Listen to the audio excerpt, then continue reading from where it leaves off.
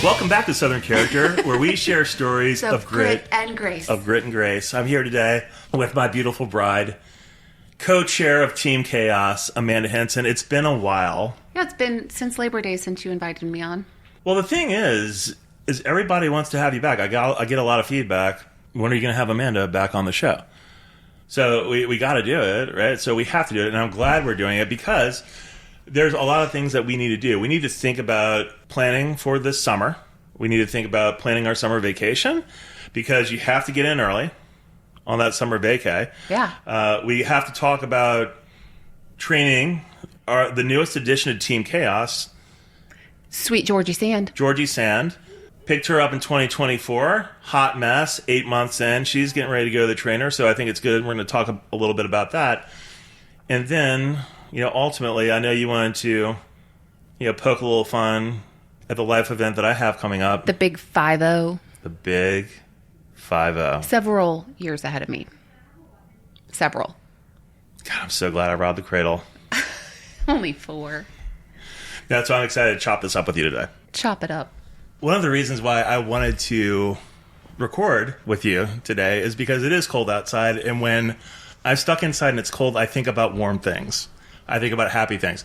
So I thought to myself, hey, self, why don't we do something fun, record an episode about going someplace warm? Because it is, when you're January, February, you're thinking about, what are we going to do when it gets warmer? What are we going to do for spring break? What are we going to do for 4th of July, Memorial Day? It's a fun time to plan those types of getaways, but also an appropriate time to plan because you can't just do it, for a big holiday like spring break or 4th of July, you can't just do it a week before or 2 weeks before. So typically, how long do we go out when we book things? Well, if you haven't already planned for spring break, then good luck. You're toast. Yeah, I think so. I think it's an important time. I think this is a fair time to do like Memorial Day, 4th of July. So you're more like a 6-month out reservationist? Well, I think we've learned that in the past, if we wait, we don't get what we're looking for. Right. So to be completely transparent to our community of Southern characters, who thank you so much for listening, by the way. I know most of you are only listening to this episode right now, probably because of Amanda. It's great to have her back. I'm so glad you're back. I missed you over the past, the last time you were on an episode was with Dr. Watley. Remember? Oh, it was, yeah. I know, ironically, and now we're talking about the beach. We were in Hilton Head. We went and we sat down with Dr. Lori Watley in Bluffton, South Carolina. So, getting back to one of the main points, if there is a point of this, is that we typically book 3 to 6 months out. Now, thankfully, we've already booked spring break, and we have booked out St. George Island. I'd have to look at the calendar. I think so. I'm not sure. Come on. It's either St. George or Cape St. West. I think it is St. George. I thought we booked in the plantation. It's St. George Island, and I was really excited about that. I'm sure I can go look at my calendar invitation you sent me. Well, look, if you want to make fun of me for that, I'm a firm believer of this. If it's not on my calendar, it's not real. Oh, there it is. If it's not on my calendar, it's not going to happen. So anytime we plan a trip, especially a trip, because it's not that I don't love my life. I do. I love my life very much, but sometimes these trips are what I have to look forward to, so I put them on my calendar, and some days when I get, if I'm just in the wrong lane emotionally, I'll look at my calendar and be like, you know what, in April I get to just escape the stress. I love your notes. You even say, pool heat, 2 pets. Pool heat, 2 pets. So we reserved spring break, St. George Island, and we reserved it in the plantation. Now, the plantation is at let me get my bearings straight here, is at the west end of the island. And that's the gated, I feel like that's a gated community at the west end of the island. And I'm really excited about that because the only way to get into that area is if you're a guest of that area. I don't believe it's like Sea Pines where you can just buy a day pass and drive through. I think if you want to go into the plantation of St. George, you have to be renting a house or a resident of the plantation. But the reason why I'm so excited, I should just get to the point, is that Sykes Cut is located at that end of the island.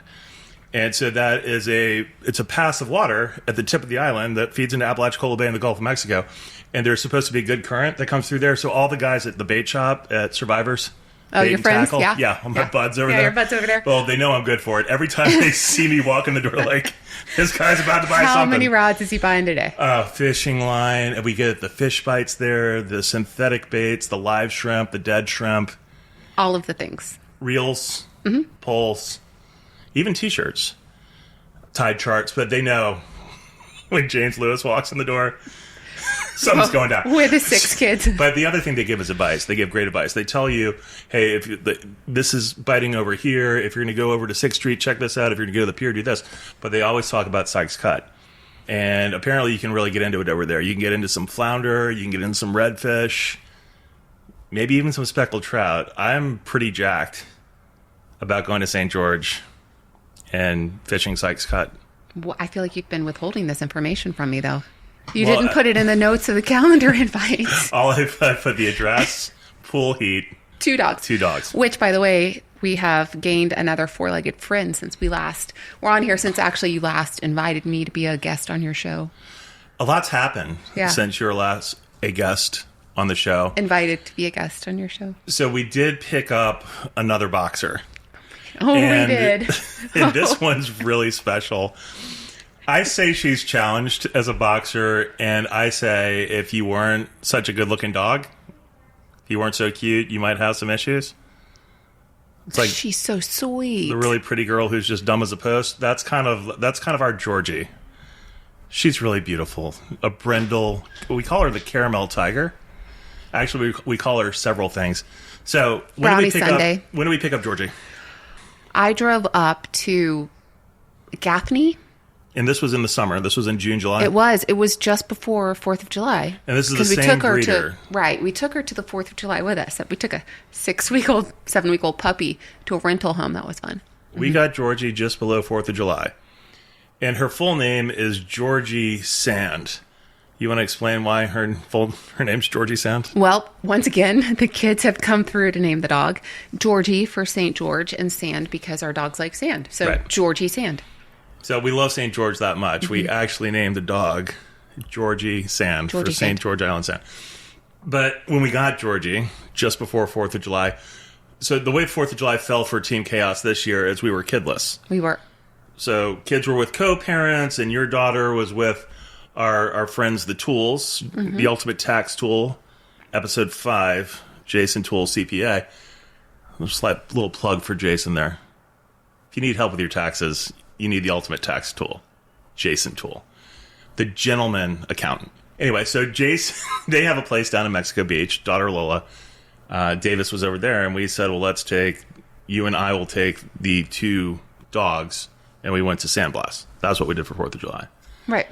That's what I said. And right, that's exactly what you said. I just had to make myself remember. That's okay. But she's been a bit of a challenge. Yeah, they say get a second dog, it'll be easy. It's not true. It's a big old lie. I never realized how amazing our sweet Rennie is, who's sitting at your feet right now, just being like just a delight. Georgie came in and literally rocked our world. She has been hell on wheels, just into everything. Hell on wheels. Real difficult little thing. With an underbite. She's finally, I don't want to say anything. I feel like she's getting into her stride. Like she's calming down just a little bit. I did have a call with the trainer yesterday, and we're going to send her away for 14 days. I definitely want to talk about that. I think intense training. Yeah. It's interesting. Each dog has had their own challenges, where I feel like Rennie's challenge, when we first got Rennie, it was eating underwear. Rennie socks really and enjoyed panties. Eating women's underwear. Socks and socks she's a woman too. herself. Mm-hmm. So there are a couple of operations to have, some panties removed, some socks. The big operation was actually an athletic sock. An athletic sock. Yeah. So Rennie ate things and needed to be operated on. Georgie, on the other hand, just thinks the entire world is her toilet. She has gotten she'll so drop much better. and squat. It's just a TT. It's a little TT. It's just a TT.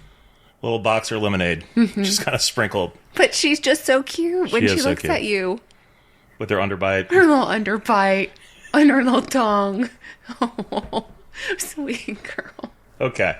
So I believe for 4th of July, we're going to have 4 of the 6 children, but we'll definitely have the 2 dogs. And we'll circle back to Georgie training, because I think that's important to talk about. But at least this time around, both dogs will be trained. So it should be a better experience. Right. So if you have a big crowd, if you have a couple of dogs, this is our life. This is the life of Team Chaos. So when we vacation, we are specifically looking for, where can we get away from the crowds, enough space to host our crew, and that is very pet friendly. From a beach standpoint, look, we don't really, sometimes we take the dog to like the ice cream store to like to get the puppy, ice cream or whatever. We don't really take our dogs to restaurants. That's not really our jam. Like, we don't take them out to eat with us and things like that. But when we do go to the beach, we spend most of the day on the beach, and we want to go to a place where we can have the dogs with us. And I feel like that's why we typically, for the summer months, pick Cape San Blas or St. George Island, because they have year-round dog-friendly beaches. Hilton Head and St. Simon's in peak season have limited hours. You can have your dog on the beach. I think it's until like 9 a.m. and then back on again after 6 p.m. or something like that. But in the middle of the day, you can't have your dog. The other thing about Hilton Head and St. Simon's that's different than San Blas and St. George is I feel like St. George and San Blas, again, for us, they have a lot of beachfront options. Where it's at St. Simon's and Hilton Head, at St. Simon's, there really no on-the-beach options. There's really no beachfront.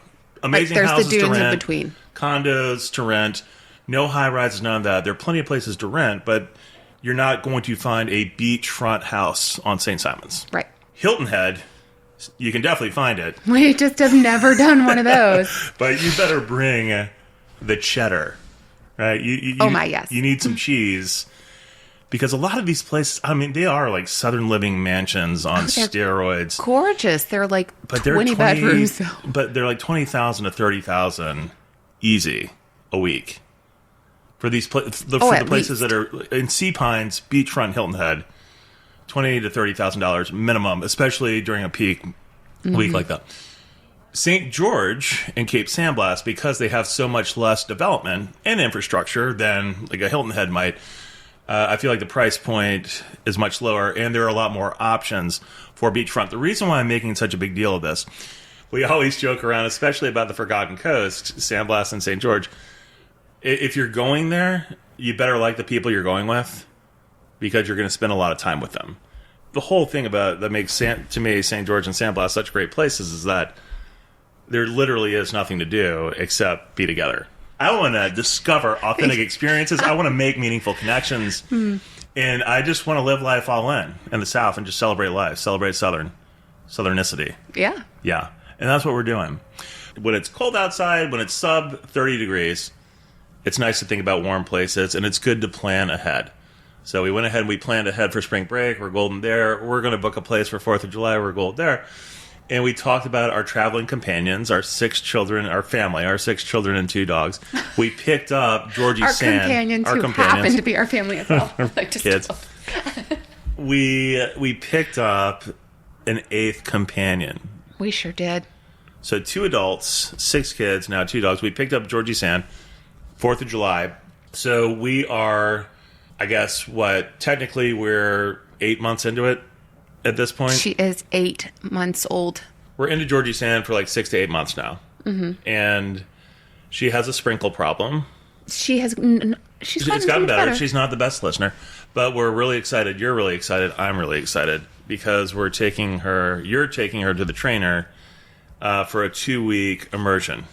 She's going to go. So let's tell the people about this, right? Okay. Why don't you talk about kind of like the before and after with Rennie? So this all comes actually, if we're going to go back to our first time ever in St. George Island, where my parents rented that beautiful house, island life, something like that, on St. George, and we all went there to celebrate their 50th anniversary. This was back in 2020. Yes. This was the start of our love affair with St. George. Yes. Right. This is where it all started. First time we ever went there. None of us had ever been there. We just rented the house because, unlike us, my parents are a little bit more last minute. They are. But we found a great place, and it turned out to be perfect. And we brought Rennie because it was dog friendly. And Rennie was almost a year old, and we brought her, and it was awful. And she was wild, and she was totally untrained. We were actually arguing about we should just go find somewhere to board her. Like, it was that bad. At one point on the trip, yeah. Right. It was that bad. We came back, went up to the cabin. She then proceeded to take off after a deer into the deep woods. She disappeared for about half an hour. North Georgia mountains. Yeah. After a deer. Would not come back. At that point, I was kind of happy because I thought maybe we had lost Rennie forever. I don't know. We had tearful kids. I was certain she was gone. I was dancing a jig in the corner out of eye shot. She came back, luckily. She did. Yeah, boomerang. And she like an then Australian boomerang. Quickly went to spend some time with the Atlanta dog wizard, her trainer, Anthony. Took her for 14 days into his home. Okay, so let's pause there. The name of the company is Atlanta Dog Wizard. Atlanta Dog Wizard. Were they schooled at Hogwarts? These trainers? They probably were. They have a little bit of magic. Okay, so explain your magic. You go for 2 weeks. There's different options. So there's a couple of options. I guess before you even have the 2-week option, there's a consultation. Exactly. There's a consultation. You fill out a whole thing. You have a call with the trainer. It took about half an hour. You talk about what you're looking for. You talk about what you're struggling with your dog, what your goals are with your dog, and kind of your commitment and time available for the training. Okay, so let's pause there for a second. At that point in time, our issues with Rennie were not listening, not... She wouldn't come inside the house. Terrible on a leash. Oh, awful. Pulled like a Clydesdale. Mm-hmm. She's a strong girl. So pulls on a leash was one big issue. Not coming when called, right? She'd sit in the backyard and look at you. Just stare. Mm-hmm. With the pair of panties hanging out of her mouth that she had taken out of the laundry bin.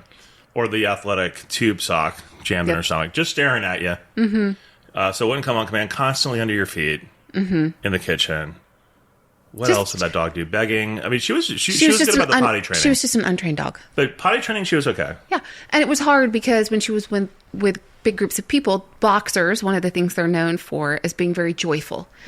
But with a very joyful dog comes a lot of issues with greeting. What would you say the boxer is on the Enneagram? I think they'd be off it. They're just like literally the happiest. Every morning is like a new day with them.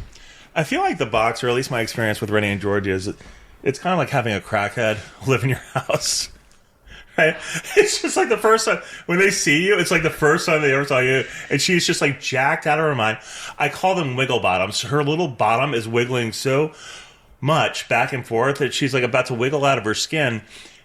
And I'm telling you, it's not just like the first time. Every time I meet her, it's the first time. I come downstairs every morning, and it's the same reaction. She runs to get a toy and comes back and says, "Look, I have a toy in my mouth." It's because she's showing you what she's so proud of. When I get home from work that night, same thing. It's like I meet her for the first time every time I see her. And they're full of love. There is not. It's like I'm the biggest thing that's ever happened to her in her life. And it kind of feels good. Doesn't it? To have someone that's so excited to see you that they really literally piss on the floor and shake their booty at the same time. And they're so excited. That's love. That's what love looks like, ladies and gentlemen. They give unconditional... TT on the floor and booty shaking. Full of joy. That's what a boxer is. That is a boxer. But along with that beautiful side of them comes with a very energetic, really, really just energetic dog that needs some training and discipline and routine and exercise. So you talked the Atlanta Dog Wizard. Mm-hmm. You told this graduate of Hogwarts, of Dogwarts. Oh, we could call it Dogwarts. Maybe we could start our own dog training and call it Dogwarts. No. All right. Anyway, I'm not doing that. You explained the situation, pulling on the leash, not terrible at commands, all this stuff. And so they say, "Great, we can perform some magic on your dog." They said basically, okay, there's two options. Yeah. One, we can do, I think it was an 8 or 9 week course where they come to you, the trainer comes to your home, works with you, I think 1 day a week for an hour, then gives you basically homework to do in between your time with the trainer. And it's like, in home, but then you're responsible for doing that. Right. And I said, that sounds awesome. That's not going to happen. Mm-hmm. What's option 2? Option 2 is they come and they pick up your dog and basically they go to camp. Doggy and then they bring them back trained. For 2 weeks. For 14 days. So 2 weeks, 14 days, potato, 6 one way, half dozen another. I would relate this to parents, you know what I'm talking about. When you drop your children off at summer camp and you think, oh my God, I have like 1 week or 2 weeks to myself. I would say there are better feelings than that. There are few, but it's a great feeling to be like, oh my gosh, like I don't have like the responsibility of someone depending on me. They take your dog for 2 weeks. And I got to tell you, that's just like a load off your shoulders for a half a second. For us, anyway. I'm so excited for Georgie to go away for 2 weeks. I'll just be like, yay! Anyway, so keep going. 2 weeks. Why are you looking at me like that? That is so mean. She's sitting right there and can hear every word you're saying. She heard every word. And she still has the same look on her face. She still loves you every single time you come down the stairs. Look at that. And wiggle her bottom and TT on the floor. She's not going to TT, she'll wiggle her bottom. Okay. So we talked. I called them because it's about time for little Miss Georgie to go. She's old enough. She's trained enough. But when Rennie went, so they'll do in home. They'll take your dog for 2 weeks. Yeah. And then when they come back, there's the exchange. Okay, here's they kind of do a demo of everything So that they you learned. update you through the whole week with videos and just kind of like text messages of the progress of the dog. And then there's a drop off where you come home and they meet with you for like an hour and they go over everything that they've learned and kind of like what you need to do. You practice like greetings at the door and what you should do when they come. So basically the dog is trained and they know place, which is them going to a certain spot and sitting and waiting until they're released. They know appropriate greetings. They learn how to walk on a leash beside you, not in front of you, but just right beside you. With heel, they learn how to come. Mm-hmm. Yeah, they're just very obedient. The most amazing, so I'll just say from my perspective, seeing this dog, seeing Rennie, pre-Atlanta Dog Wizards and post-Atlanta Dog Wizards, I mean, same physical dog, but from a behavioral standpoint, yin and yang, we night can and day, take her to different. the beach now, and she sits with us without a leash. Right. I mean, we obviously have to have one close, and we have like all of the things with us. So she's like controlled on command, but she can go and sit on the beach with us, and she'll walk away, and we yell come, and she comes back. Right. I mean, yeah, and I would say the command that's worth its weight in gold is the place command. I love that Rennie has a place. She has a nice, comfortable bed. That's not in the kitchen under my feet. It's in the living room so she can still see, and we can say place, and she will go to her place, and she will stay in her place until somebody says free. that's where she goes to wait for her eggs. Her eggs or all the different things that she gets fed. That dog has a great life. She does. She's over there sleeping on a faux fur throw. I guess the point of all this was Atlanta Dog Wizards. They really are wizards. They did a wonderful job with Rennie. Can't wait to see what they can do with little Miss Georgie Sand. With Georgie Sand. She's going to come back and you're going to love her. We have a big joke. This trainer has their work cut out for them. Well, I would have to say even Davis jokes about this. You didn't love Rennie until she came back from training. Oh, God. She was And then you loved her. He totally disliked. He said the same mean things about Rennie that he's saying about Georgie now. He loves Rennie. Well, it's easy to love a trained dog. It's She's hard to love an untrained dog. You can't have no in your heart. You just have to let her in. Garden. Dig it. Let her in. I do. I have. She's sweet. When you're not looking, Georgie will come sit on the couch with me. Oh, I know. At the cabin, they'll both jump in bed. Oh, I'm very aware of that. Just curl up. Mm-hmm. That you let them sleep in the bed when I'm not there. Yeah. And then they come home and you're like, why are they in the bed? I'll wake up and they're in the bed. Mm-hmm. I don't call them up. Sure. You also don't. Yeah, because that's what I want, a dog that's covered with dirt and ticks sleeping in my bed. They do not have ticks. They're running through the mountains all day. You're crazy. You're crazy. So, James, we've been talking a lot about family vacations. We've shared a lot about how we vacation as a family with our 6 kids and 2 dogs. Yes. And often extended family. You have a big birthday coming up here soon. I don't want to rub it in, but rumor on the street is you're going to be 50, which is definitely much older than me. 50. Yep, 50. And we have talked about doing something for you for once. Yeah, we have talked about that, but let's go back to the number 50 for a second. 50. Yeah. Mm-hmm. Which is what you're going to be, and I'm not.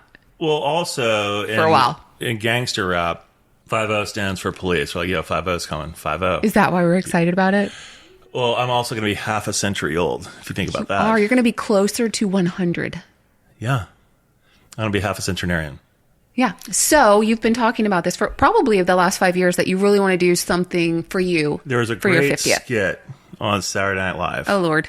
Sally O'Malley. Do you remember Sally O'Malley? No, but I love that you can't even move forward. 50 years old. Oh, Lord. 50 years old. And she wore like the tracksuit that she'd like pull up to her waist, and she'd go to her exercise and ballet classes, and she would just be fabulous in 50. No, the one I always know is sometimes when I get really nervous. So the same woman that puts her fingers under her armpits. And I snip them.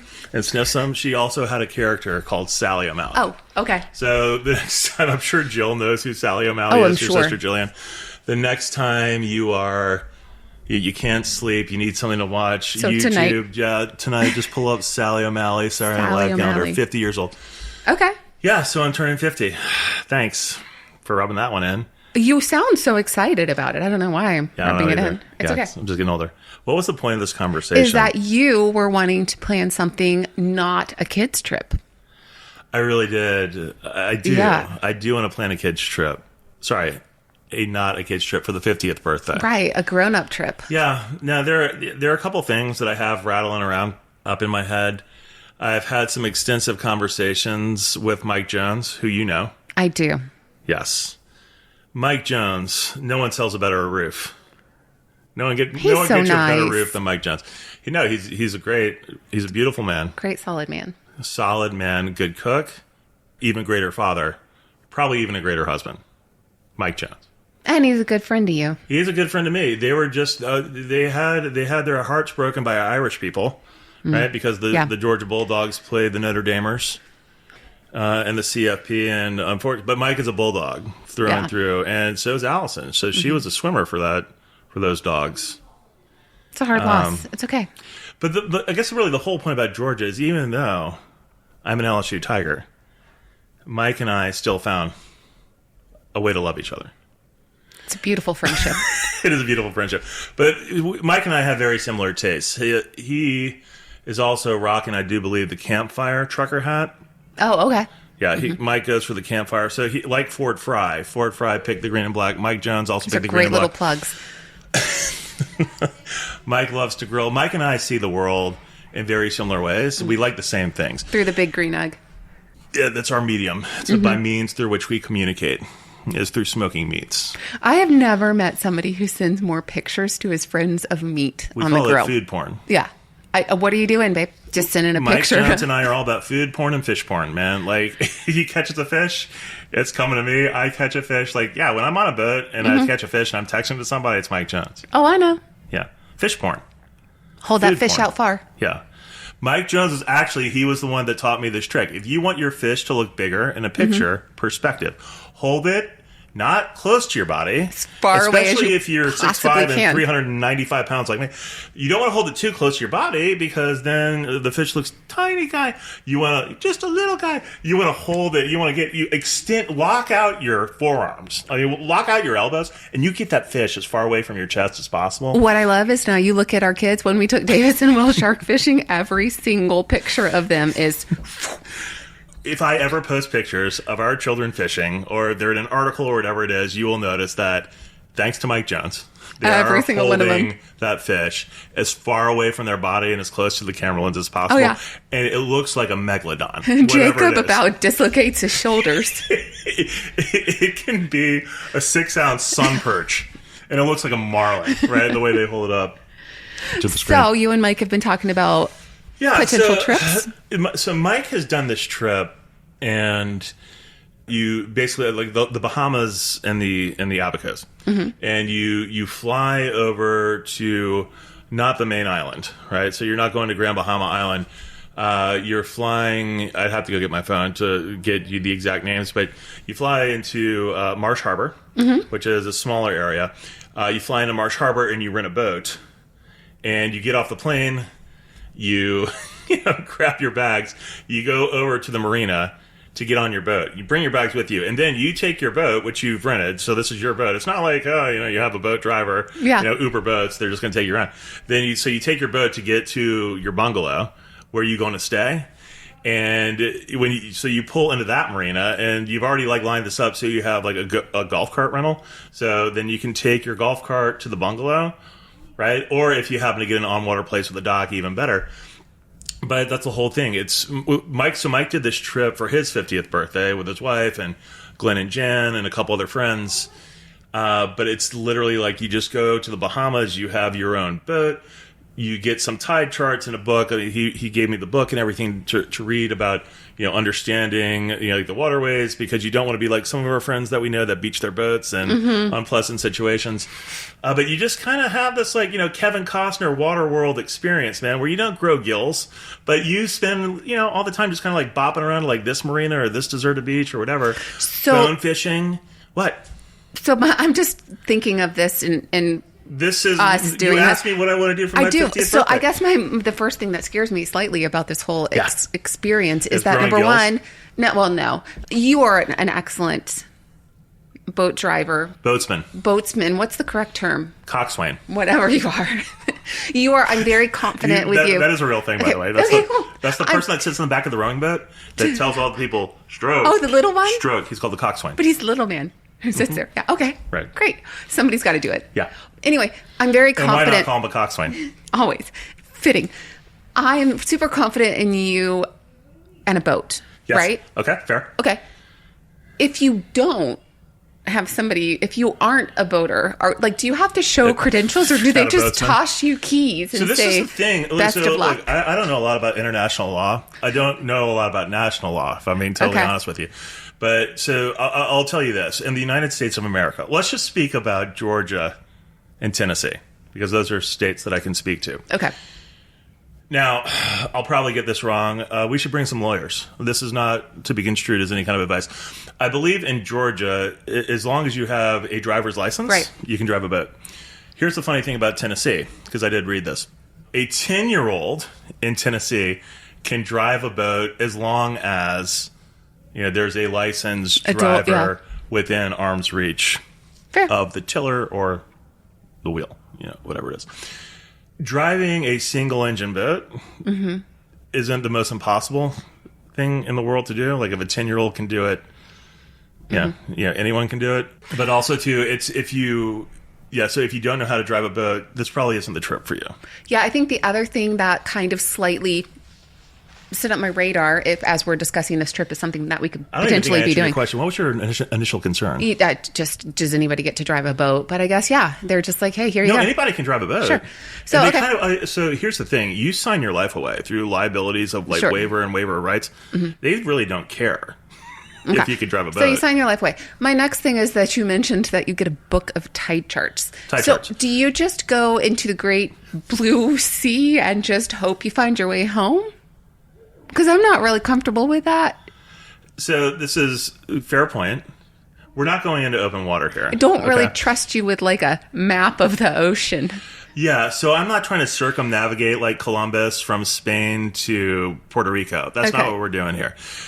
You see the shore the whole time? Yeah, so Okay. no, Amanda, look, I love you, and you're not offending me whatsoever.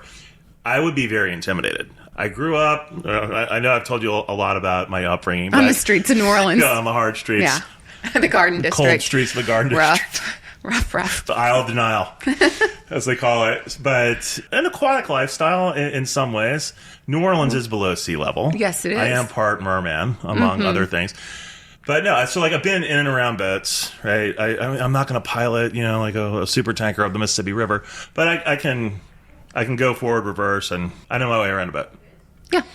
Even though I'm very comfortable with boats, I also know how dangerous boating can be. It's Spider-Man. With great power becomes great responsibility. I'm very aware of horrific things can happen when you're boating, and so I'm also very safety conscious. And I would never go into open water ever unless I was super familiar with. Well, there would have to be a lot of things going on for me to want to do that. Yeah. The great thing about and Mike Jones doesn't want to cruise the Florida Straits either, right? Sure. Anything that we would do on this trip lands visible at all times. At all times. And when you're in like a 23 to 26 foot whatever, when there is a lot of wind and it's really wavy, you don't want to go out there. No. Anyway, but none of these are like, hey, like 4 hour, like Tarzan, you let go of one vine, you're flying through the air before you grab the next vine. There is no point where you're so far gone over the horizon that you can't see land anymore to like your next checkpoint. It's all this is like a 20-minute little putt over here. And So putt over your there. 50th dream is Bahamas, boat, bungalow, fishing. No kids. Did you catch God, that? we're so in sync. It's like our body rhythms are right in line with Why each do other. you always have to push it too far? I'm not pushing it too far. I'm reading this book about super communicators, and when people are having, it's super communicators. My parents gave me the book for Christmas because apparently I'm a horrible communicator, and they want me to be a super communicator. But I it's love a that really, you're reading it. It's a really interesting book, and I'm a quarter of the way into it. But one of the things that it says in the book, and I'm not being sexual. I know you're like, oh, James, stop. You're being naughty. Of course I am. But in this case, I wasn't. I was actually being truthful. There's this piece that I read in the book so far, like when people are having the same conversation, like when they're truly engaged in conversation, their brain waves tend to harmonize. They've actually done studies where they're people who are having hey, put on the thing over on your head and they'll monitor your brain waves. but they line up when people are in an engaged conversation. So I think we just had engaged moments when we said no kids. That's why you're feeling you can have a connected conversation where you feel like you're really connecting with somebody when you're conversing. It's because you're actually on the same brainwave. Yeah, wavelength. Wavelength. Or whatever, brainwave. Brainwave, wavelength. Right. Interesting. Right. Like, since I said the word coxswain, I've been thinking of other ways to work that into the conversation, and I thought about how am I going to bring up spatchcocking a chicken? And well, you know what? Spatchcocking a chicken, you can do that when you're on the island. I guess you could just... Yeah, we could spatchcock a chicken on the island, or when we go to spring break or 4th of July, we can also spatchcock a chicken for the grill. Do you always send a picture of your chicken when you spatchcock it to Mike Jones? Mac has gotten several spatchcock pics for me. Yeah. Yes. Just was checking. I didn't know if it's only new meat. He would hate that I'm even going to bring this up. So, because we love food and drink, Mike, for the most part, sticks to Miller Lights, right? Yeah. When he wants to go hard, he can go hard. But you talk about this love of cooking and drink and good drinks and inappropriateness. We talk about spatchcocking a chicken, and Mike Jones would hate that I'm going to tell this story, but here we go. Mike Jones once made a tiramisu. I have a picture of this. We should actually post this on our Tire Southern. So he made this beautiful tiramisu that he was going to bring to a dinner party where, kind of dinner party with friends where you play, like, you have some drinks, you play Cards Against Humanity. What? Why is a man bringing a tiramisu to a dude's dinner party? So first of all, if there's anyone confident in his manhood... Was this a men's dinner or was it couples dinner? Oh, okay. Okay, that's better. I thought it was just a bunch of guys getting around. No, so that's a different thing. There's a party that we do that Mike and Glenn host every year around Christmas time, where it's just husbands only. With Sausage Fest. And we call it Sausage Fest. I didn't know if he was bringing tiramisu to a Sausage Fest. Everyone brings sausage and beer, and we throw it on the grill, and we have Sausage Fest. So this is a different night. Mike does not bring tiramisu to Sausage Fest. I didn't know. This was a couple's dinner. We don't need to name the other couple involved, but well-to-do couples about town. Okay. Well-appointed people, good people. Okay, so you were going to a couple's dinner in your past life. Mike was. Oh, Mike was. And so I was over. Mike was going to a couple's dinner the next night. So it was Mike and Ian and I, and we were having a meeting of the minds. And we're all hanging out at Mike's house, and he was making this tiramisu. And Ian and I were just like, so... Because with the tiramisu, you have your lady fingers and the mascarpone cheese, layered. And then you dust it with a cocoa powder. Sure. And so at some point now, Mike had got, we'd gotten into the Miller Lights. Maybe Ian and I were drinking the heavier IPAs. And at some point, we're like, hey, you know what? Since you're going to shake cocoa powder all over the top of that tiramisu, why don't we put some kind of design on it? And we ultimately came up with is we made a hand paper cutout of the shocker. Yes. And we held it over the tiramisu while Mike was dusting it. And the end result was a tiramisu with the shocker symbol across the top of it. And Mike, he was going to have the great unveiling at the dinner party the next night and just tell us what the reactions were. Was it so amazing? I do remember the shocker when you proposed to me. You were so excited to take a picture of the ring on my finger with that symbol, and you said, shocker. She said yes. We should post these. Mm-hmm. We should post the picture of the tiramisu shocker and the engagement photo shocker. Yeah. Does he still make tiramisu? I don't know if he's made tiramisu since that night. It may have been that traumatic. Have you ever made tiramisu? I have. You have? Before we met. So before I met you and before I met Mike Jones, when I first moved to Atlanta, the very first job I had was working for an engineering firm. And you made tiramisu? Structural engineering firm, and the guy that hired me, his name was Chris Jenkins. He's still out there. Yeah. He works for Pond now. He's the director of their structural engineering department. But so yeah, Chris, he's actually the guy that introduced me to. So he's the very first person. He took me to the Highland Tap, the very first bar I went to. Love that place. In the Highlands, you go downstairs. First time I ever had Sweetwater 420 was. We went to Highland Tap. I said, "What should I get?" He said, "Sweetwater 420." He had a big green egg because they were started in Decatur, Georgia. I'm coming from Louisiana. Sure. I'm like, "What's this big green streets. egg?" And we were, he was like, we would make ribs, and he loved to cook, and he loved to cook Italian food, and I love Italian food, and so I don't know, when we're cooking ribs and Italian food. We dabbled around with making tiramisu. So I have made a tiramisu before. And ironically, it wasn't for a woman. Yeah. It was for another man. Who's making ribs and Italian food. Yeah. Sounds awesome. And a structural engineer. Yeah. You know who else loved Excel? That guy. You do love Excel. Well, Amanda, I think we pretty much solved a lot of the world's problems today. I mean, I think we went to the beaches. Yeah, we went to the beaches. We did. And training in between. And we worked in a lot of innuendo. I know. I mean, I think we went full circle today. And everyone knows Beaches, that you Bahamas, read. Dog training, what? And now everyone knows that you read. I do read. Yep. Which is surprising, coming from Louisiana. The hard streets. Many people think there's a literacy problem there. And I say, no, that's our next door neighbor, Mississippi. Dun, dun, dun, dun. Wow. I'm sorry, state of Mississippi. I'm going to be coming to you soon to Ocean Springs. Can't wait to be in your airspace. But for now, we'll sign off. We'd love to thank our audience. We'd like to thank our community of Southern characters for tuning in. We'd like to thank Georgie Sand and Rennie for not barking through the whole episode. And we'd like to thank the weather for giving us a snow day. If you have any questions or comments, or you just want to talk, feel free to reach out to me, James at retiresouthern.com. Check out our website, follow our podcast. And tune in next time. And we'll catch you on the Flippity Flip. Sounds good. Bye, James Lewis. 5-0, Amanda. Peace out. 5-0.